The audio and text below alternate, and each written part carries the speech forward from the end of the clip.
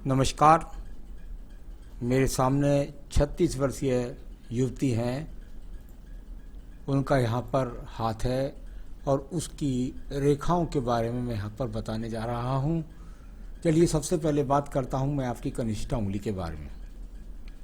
कनिष्ठा उंगली आपके जीवन में तय करती है आपके बौद्धिक क्षमता को। साथ ही साथ ये उंगली जब सूर्य की उंगली के प्रथम पर्व तक पहुंच जाती है तो उन लोगों को जीवन में संघर्ष और लोगों की अपेक्षा कम होता है, लेकिन जिनकी इस प्रकार से छोटी हो जाती है उन लोगों के जीवन में उतार चढ़ाव का सामना 90% तक आता ही आता है। सबसे पहली बात तो ये है। दूसरा, मानसिक पर्व प्रथम जो है वो पूरी तरीके से आपका मजबूत है। आज भी आप में किसी भी चीज़ से लड़ने का पूरा मादा है। मानसिक रूप से आप पूरी तरह से स्वस्थ हैं। दूसरा, व्यवहारिक पर्व पर माइनस रेखाएं हैं, यानी राहु रेखाएं हैं, यानी कुल मिलाकर जो भी कार्य क्षेत्र है उससे संबंधित लोगों से आप अच्छी तरीके से अपने व्यवहार को बैलेंस बना करके चलिए। तीसरा, आर्थिक का पर्व है, उसके ऊपर भी माइनस रेखा है, यानी आपके जीवन के अंदर आर्थिक संघर्ष चल रहा है। चलिए बात करता हूं मैं आपके सूर्य के पर्व के बारे में। सूर्य का पर्व आपका प्रथम पर्व। मानसिक स्थिति के हिसाब से कोई बीपी का रोग नहीं लगता, किसी भी प्रकार से अति क्रोध में आने के संकेत वर्तमान में नहीं लगते, तो ये इस तरह की स्थिति को बताता है। परंतु जब जब सूर्य की उंगली बृहस्पति की उंगली के बराबर हो जाए तो ऐसे व्यक्तियों का जीवन बहुत सारा एक समान चला जाता है। यानी अगर देखें तो जैसे आज स्थिति ऐसी बहुत समय तक लंबी स्थिति या पीछे से आ रही है, तो कुल मिलाकर ये अच्छा संकेत नहीं जब दोनों उंगलियां बराबर हो जाती हैं। यहाँ पर अगर सूर्य का पर्व की बात करता हूँ तो इसको कहते हैं कि भाई राज्य सरकार से संबंधित कार्यों के अंदर आपको किसी प्रकार का सहयोग वो नहीं मिल रहा है। यहाँ पर थर्ड पर्व की बात करता हूँ, ठीक है पिता पक्ष से मजबूती मिल रही है लेकिन सामान्य रूप की मिलती है। अब बात करता हूँ मैं यहाँ पर शनि की उंगली के बारे में। शनि की उंगली और बहुत माइनर सी रेखा है, कोई विशेष ऐसा रोग नहीं कि जो आपको अभी आपके जीवन में प्रवेश कर सका, ऐसा कोई रोग नहीं है। कुल मिलाकर के ठीक ठाक है, यहाँ पर बड़े रोग के संकेत नहीं। परंतु शनि का सेकंड पर्व थर्ड पर्व विशेष रूप से माइनस रेखाओं से ग्रसित नहीं होना चाहिए। ये रेखाएं जब जब माइनस ग्रसित होती हैं तो 2-3 प्रकार की क्रियाएं होती हैं। नंबर 1, कर्ज की स्थिति बढ़ती है। नंबर 2, धन के आगमन पर ग्रहण लगता है। और नंबर 3, आपका कोई धन ले जाए तो वो लौटा कर वापस नहीं देता है। तो ऐसी स्थितियां यहाँ आपके धन के संघर्ष को दिखला रही हैं। चलिए बात करता हूँ बृहस्पति के पर्व के बारे में। बृहस्पति का प्रथम पर्व, किसी प्रकार का कोई शुगर का कोई खान पान का भी रोग नहीं। सेकंड पर्व पर ये रेखा माइनस की पति से वैचारिक मतभेद के लिए जानी जाती है।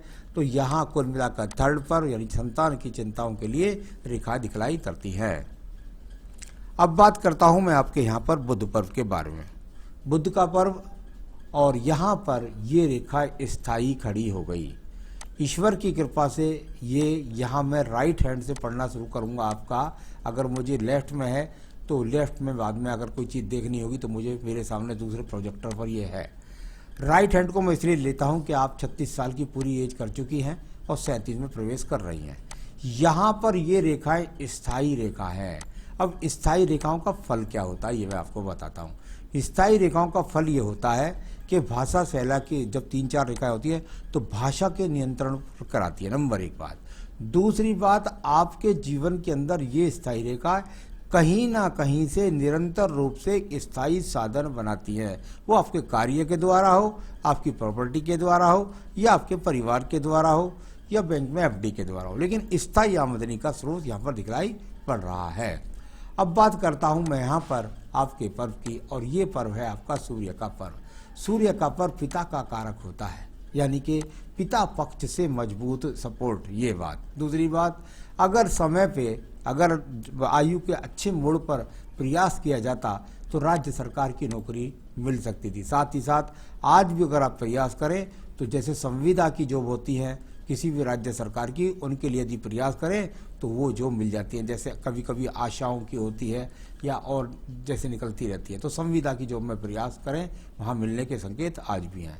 अब बात करता हूँ मैं यहाँ पर आपकी रेखा और वो है आपकी भाग्य पर्व यानी शनि का पर्व। ईश्वर कृपा से ये पर्व यहाँ पर बहुत मजबूती के साथ मौजूद है। यदि मैं इसको कहूँ तो ये अपने आप में ऐसा पर्व है जो बता रहा है कि आपके जीवन के 55 वर्ष का समय बाद का समय बहुत अच्छा बीतने वाला है। यदि ये रेखा इसी प्रकार से रहती है तो उस समय पर आपके जीवन की सारी आवश्यकताओं से आप भरपूर होंगी। तो ये उस समय का है। अभी इसके लिए सिर्फ इतना फल बोल सकते हैं कि भगवान की कृपा से इस पर्व आपका साथ दे रहा है, अपना कार्य से अपना भरण पोषण करती रहेंगी, किसी के आगे हाथ नहीं फैलाना पड़ेगा। चलिए मैं बात करता हूँ इसके बाद में आपके पर्व की। और ये रेखाएं जाकर के अगर देखें तो तितर बितर करके रेखाएं जाती हैं। कोई प्रयास करती है शनि पर्व की तरफ देखने का, तो कोई करती है यहाँ पर बृहस्पति पर्व की तरफ देखने का। कुल मिलाकर के यहाँ पर प्रयत्नशील रेखाएं यानी धन के लिए प्रयत्न करना, संतान के सुख के लिए प्रयत्न करना, पति से संबंधित समस्याओं के लिए प्रयत्न करना, सारी रेखाओं का बिखराव एक तरह से यहाँ पर इस बात को बताता है। चलिए अब बात करते हैं इसके बाद आपकी हृदय रेखा की। हृदय रेखा, और यहाँ से देखिए आपकी हृदय रेखा एकदम टूट गई। ये रेखा एकदम टूट गई। इस प्रकार से एकदम टूटना इसे कहते हैं कि भाई हृदयांगी रेखा है। अगर औरत की देखें तो हृदय की रेखा यानी कि पति से संबंधित समस्याओं का टूटना, और साथ ही साथ यदि आपके हाथ से स्वयं से देखें तो आपके मन के हृदय के टूटना। तो कुल मिलाकर मन के अंदर बेचैनी, हृदय का टूटने वाली रेखाएं यहाँ पर हैं। यदि लेफ्ट हैंड में देखता हूं तो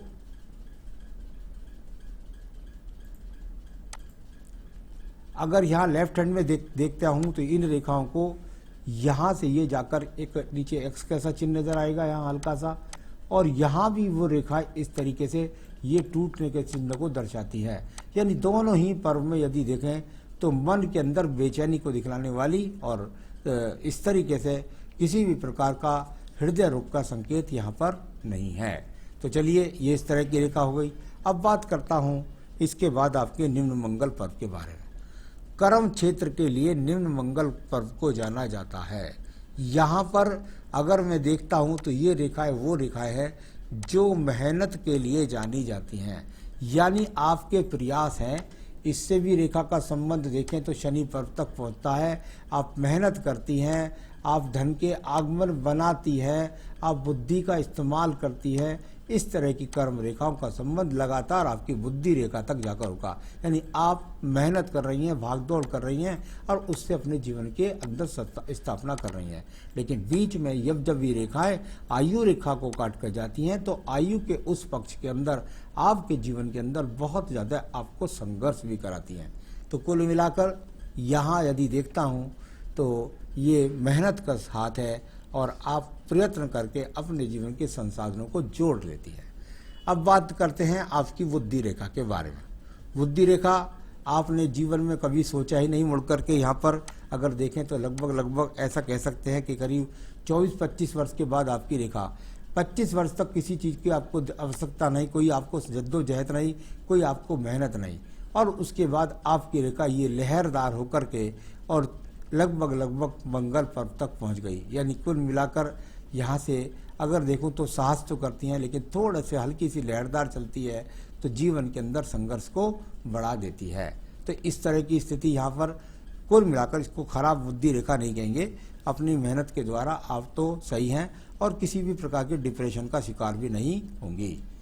बात करते हैं आपके द्वितीय मंगल पर्व के बारे में। द्वितीय मंगल पर्व पर वर्तमान में किसी कोर्ट कचहरी मुकदमे के योग दिखलाई नहीं पड़ते। यानी अगर मैं कहूँ तो यहाँ पर अगर ये रेखा इस प्रकार से कटती हैं तो कोर्ट कचहरी से विजय दिलाती हैं या प्रत्येक क्षेत्र के अंदर विजय दिलाती हैं। यदि ऐसी रेखाएं हैं तो प्रत्येक क्षेत्र में विजय मिलेगी। अगर कुछ भी नहीं है तो कोर्ट कचहरी मुकदमों का सामना नहीं होगा। अब बात करते हैं आपके चंद्र पर्वत के बारे में। मानसिक रोग, डिप्रेशन कोई नहीं, विदेश यात्रा कोई नहीं, तीर्थ यात्रा कोई नहीं, दूर स्थान से जुड़ने का कोई संकेत यहाँ पर नहीं है। चलिए अब बात करता हूँ मैं इसके बाद में आपकी व्यापारिक रेखाओं के बारे में। यहाँ पर बुध रेखा कहीं से कहीं तक किसी प्रकार की बुध रेखा नहीं है, इसको मजबूत रेखा नहीं, सिर्फ और सिर्फ ये है कि भाई धन के लिए मैं मेहनत करता हूँ। तो व्यापार से सफलता का कोई योग यहाँ पर आपको नहीं मिलेगा। तो ये एक महिला के लिए व्यापार न करने का संकेत दिखाता हूँ। आइए बात करता हूँ आपकी यहाँ पर रेखा की, और वो है आपकी भाग्य रेखा। इस तरीके से ये भाग्य रेखा है। फिर ये जाकर लगभग आपके जीवन में ऐसा समझिए कि ये इसके बाद जो ऊपर वाली रेखा है ये 37 के बाद शुरू होती है। अगर दोनों ही रेखाओं को देखता हूँ तो मेरी ड्रॉ पर मत जाइए, इससे पहले दिखा देता हूँ। तो ये रेखाएं कोई बहुत मजबूती के साथ नहीं उभर रही है वाली, ये कोई विशेष रूप से मजबूती से नहीं रही। बराबर वाली सहायक रेखा भी यहाँ पर अगर विशेष नीचे वाली रेखाओं से देखूं तो ऊपर वाली रेखा ज़्यादा मजबूती के साथ भाग्य रेखा अभी आपकी वर्तमान में अस्त रूप में है, यानी भाग्य को उदय करना पड़ेगा आपको। उदय यहाँ पर है नहीं, अभी कर्म रेखा आपकी यहाँ पर दिखाई मजबूत नहीं पड़ती। तो यहाँ आपके चित्रों में मैंने देख लिया इस तरीके से। यहाँ से देखिएगा ये आपकी एक भाग्य रेखा, एक ये थोड़ा दूर चली गई, यहाँ 35 वर्ष से दूर चली गई, ऊपर जाकर अस्त हो रही है रेखा है। यानी अभी इसका जो फल है सवाल के द्वारा मैं आपको बताने वाला हूँ। ये क्योंकि नीचे तक गई है भाग्य रेखा और वहाँ से 2 सपोर्टिंग रेखा मिली हैं, तो इसका मतलब यह परिवार से आपको सपोर्ट है, पिता से आपको सपोर्ट है, उनके द्वारा आपको सहयोग है। तो इस तरह की रेखाओं यहाँ पर दिखाई पड़ती हैं। शुक्र पर्व संसाधनों का पर्व है। शुक्र पर्व अगर देखता हूँ तो यहाँ पर बहुत सारी रेखाएं जाकर के और ये संघर्ष के लिए जाती हुई रेखाओं के रूप में है। बहती हुई संघर्ष रेखाएं, ये 2 एक्स के चिन्ह छोटे छोटे जो शुक्र पर्व को अस्त कर देते हैं। छोटे से एक्स ही बहुत भारी काम कर देते हैं, यानी कि शुक्र को पूरी तरीके से अस्त कर देते हैं, यानी विवाह के कारक ग्रह को पूरी तरीके से ये छोटे 2 एक्स ही ग्रहण नहीं करते। तो संसाधनों के प्रति ज्यादा रेखाओं का यहाँ राहु रेखा के रूप में होना आपके जीवन में संघर्ष को दर्शाता है। शुक्र को अस्त करता है जब ज्यादा रेखाएं बहने वाली हो जाती हैं। अब बात करते हैं इसके बाद में हम आपकी यहाँ पर आयु रेखा के बारे में। जब मैं आपकी आयु रेखा की बात करता हूँ तो यहाँ से निकल करके आयु रेखा आपको यहाँ तक नजर आएगी। अब इसके लिए कहाँ से कौन सी रेखा सपोर्टिंग करती है? जहाँ आयु रेखा अगर इस तरीके से बनती है तो इसकी आयु के अगले पक्ष को चलाती है ये रेखाएं। इसमें कोई डरने की बात नहीं है। इस रेखा ने, भाग्य रेखा ने आपकी आगे का पक्ष को आयु रेखा में परिवर्तित किया है। ये रेखा जब बीच का गैप होता है तो उसके लिए क्या होता है ये मैं आपको बताता हूँ। ये बीच का गैप जब जीवन के अंदर हो जाए तो इसको कहते हैं एक बड़ा स्थान परिवर्तन। अगर इसको हम गणित करें तो ये देखिए कि कुल मिलाकर के लगभग ऐसा समझता हूँ कि आपके जीवन में 45 वर्ष के आसपास, मैं समझता हूँ लगभग यहाँ से लगभग 45वें वर्ष के पर्स पर कोई बड़ा स्थान परिवर्तन, कोई बड़ा मकान परिवर्तन, कोई किसी भी प्रकार का जिंदगी में एक बड़ा परिवर्तन, ऐसा मुझको यहाँ पर नजर आता है लगभग 44 से 45 के आसपास। तो ये है इस तरीके से। आयु रेखा तो नीचे जाकर 77-78 वर्ष की है। तो कुल मिलाकर ये मैंने आपको बताया। आगे मंगल रेखा साहस का कारक लगी हुई है, ये आपके जीवन में आपको हिम्मत नहीं हारने देगी। तो ये तो इस तरीके से हाथ को पढ़ने का था तरीका। अब मैं सवालों पर चलता हूँ। तलाकशुदा महिला हूँ, यहाँ पर अगर मैं देखता हूँ तो कुल मिलाकर आपकी रेखाओं के अंतर्गत यहाँ वो रेखाएं निश्चित रूप से बनी होंगी तलाक वाली, लेकिन वर्तमान में तलाक की रेखा हाथ के अंदर नहीं है। तो कुल मिलाकर ये यहाँ पर अगर देखता हूँ कुछ ऐसे एक्स नहीं मिले जो उस समय आए होंगे आपके लेफ्ट में राइट में, लेकिन यहाँ दोनों ही हाथों में नहीं है, आज की स्थिति तारीख में नहीं है। यानी आगे कोई तलाक की बात नहीं कह सकता। हो सकता है आपके हाथ से तलाक हुई ना, पति ने जबरन आपके साथ अन्याय कर दिया हो। तो कुल मिलाकर आपकी ज़िंदगी अच्छी नहीं गुजरी है और आपकी एक बच्ची भी है और आप आगे चलकर अच्छा जीवन, दाम्पत्य जीवन का योग लिखा है या नहीं लिखा है ये आप मुझसे पूछ। देखिए मुझे शुक्र थोड़ा सा अस्त है आपका। कभी कभी अगर देखता हूँ तो ये तलाक के जो कारक होते हैं इनको अगर देखा जाए तो मंगल शनि, ये जो कारक होते हैं इनकी वजह से जीवन में तलाक का सामना हो जाता है। तो उसके लिए मुझे पक्ष 2-3 जो दिख रहे हैं वो हल्के बायरे थोड़े से कमज़ोर नज़र आते हैं। तो आपके जीवन में आपको निश्चित बात है अपनी बच्ची के लिए शादी के लिए चिंता करेंगे, आगे आने वाले समय में उसको मजबूती भी प्रदान करना आप चाहेंगी। तो इसके लिए मैं एक उपाय बताऊंगा बहुत अच्छा, अगर वो कर लेंगी आप तो निश्चित रूप से आपके जीवन के अंदर आप अपनी बच्ची से संबंधित जिम्मेदारी के साथ साथ अपना जीवन भी, वैवाहिक जीवन सही रूप से करेंगे, क्योंकि आपके हिसाब से मुझे कोई तलाक के योग नहीं दिखाई देते। अगर अगर विवाह करें तो जरूर कुंडली मिलान करके विवाह करिएगा। तो आपने पूछा क्या मुझे अरेंज मैरिज करनी चाहिए? मेरे हिसाब से लव मैरिज का हाथ में कहीं योग नहीं है।